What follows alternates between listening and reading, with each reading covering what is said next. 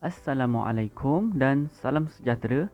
Bersama saya Cikgu Amirul dalam Nota Bahasa. Tajuk kita hari ini ialah Kerjasama Asas Kesejahteraan. Fokus pelajaran kita hari ini ialah bagaimana cara memberi respons kepada ayat silaan dan ayat larangan. Anda boleh rujuk buku teks muka surat 75. Gambar rajah menunjukkan ada aktiviti yang sedang berlaku di kawasan dewan di sebuah sekolah. Mari kita lihat apa yang berlaku di dalam gambar. Aktiviti kita hari ini ialah kita nak tahu bagaimana cara memberi respons kepada ayat silaan dan ayat larangan berdasarkan perbualan di antara guru dan murid. Baik, sebelum tu kita kenal pasti dulu ayat silaan dan ayat larangan berdasarkan teks perbualan yang disediakan. Penduduk Taman Aman bekerjasama dengan tokoh usahawan untuk memberikan hadiah kepada murid-murid cemerlang. Jemput duduk Encik Azhar, semua tetamu telah sampai. Terima kasih Encik Faisal. Encik Azhar, saya harap kerjasama ini dapat diteruskan demi kecemerlangan anak-anak Taman Aman. Usah risau Encik Faisal, kami sentiasa bersedia untuk membantu. Terima kasih atas sumbangan Encik Azhar. Baik, dalam perbualan ini terdapat perkataan ataupun ayat yang berwarna hijau, biru dan merah. Baik, ayat yang berwarna hijau mewakili ayat silaan kerana dia mengandungi perkataan jemput ataupun sila. Ini adalah perkataan yang merujuk kepada silaan. Baik, yang kedua yang berwarna merah ialah ayat larangan. Kenapa? Sebab dia mengandungi perkataan larangan iaitu usah. Dia ada dua, usah ataupun jangan. Dan yang ketiga ayat yang berwarna biru ialah respons ataupun jawapan kepada silaan dan larangan. Ini yang kita akan belajar. Saya berikan ada 3 perkataan yang boleh kita gunakan untuk merespons ayat silaan dan ayat larangan. Iaitu kita boleh gunakan perkataan terima kasih, baiklah, maaf.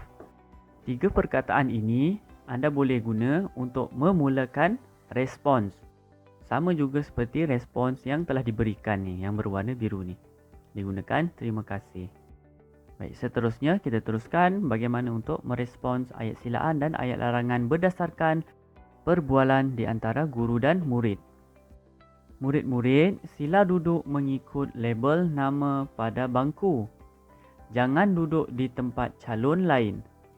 Maaf cikgu, label nama tempat kosong. Mungkin label nama kamu tertanggal. Nanti cikgu semak. Kamu Muhammad Hanif. Sila duduk di sini. Tempat kosong.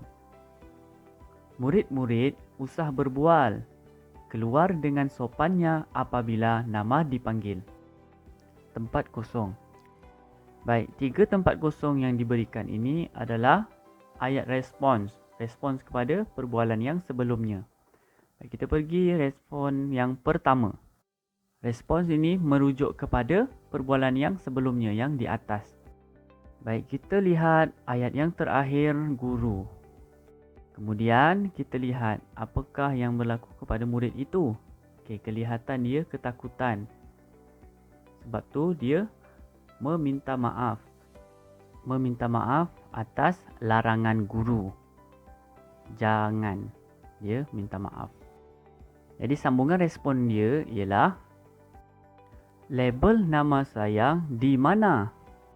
Dia bertanya semula kepada cikgu untuk duduk di tempat yang betul. Baik, kita lihat respons yang kedua. Mungkin label nama kamu tertanggal. Nanti cikgu semak. Kamu Muhammad Hanif. Sila duduk di sini. Kita akan respons ayat yang berwarna hijau. Ayat silaan. Sila duduk di sini. respons yang mungkin diberikan oleh Hanif contohnya ialah, baiklah cikgu, saya duduk di sini. Terima kasih cikgu. Okay, saya gunakan perkataan baiklah. 3 perkataan tadi. Terima kasih, baiklah, maaf. Jadi yang kedua saya guna perkataan baiklah. Kemudian saya sambung semula ayat silaan guru. Baik, kita lihat respons yang ketiga. Murid-murid usah berbual. Keluar dengan sopannya apabila nama dipanggil. Baik, respons yang kita nak jawab ialah yang berwarna merah ini. Ayat larangan. Murid-murid usah berbual. Jadi, respons yang mungkin diberikan oleh murid, baiklah cikgu, kami akan keluar dengan sopan apabila dipanggil. Baik, kita gunakan baiklah sebagai permulaan respons. Kami akan keluar. Kenapa dia gunakan kami?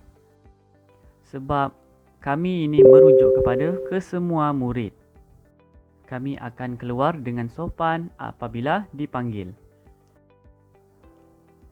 Baiklah, sedikit rumusan tentang pelajaran kita hari ini, iaitu bagaimana untuk memberi respons kepada ayat silaan dan ayat larangan. Jadi kita boleh gunakan 3 perkataan ini untuk memulakan respons, iaitu pertama, maaf, terima kasih, baiklah. 3 perkataan ini anda boleh gunakan semasa merespons ayat silaan dan ayat larangan. Baiklah, itu sahaja perkongsian saya pada kali ini. Selamat belajar dan selamat membuat latihan. Jumpa lagi pada video yang akan datang. Assalamualaikum warahmatullahi wabarakatuh dan salam sejahtera.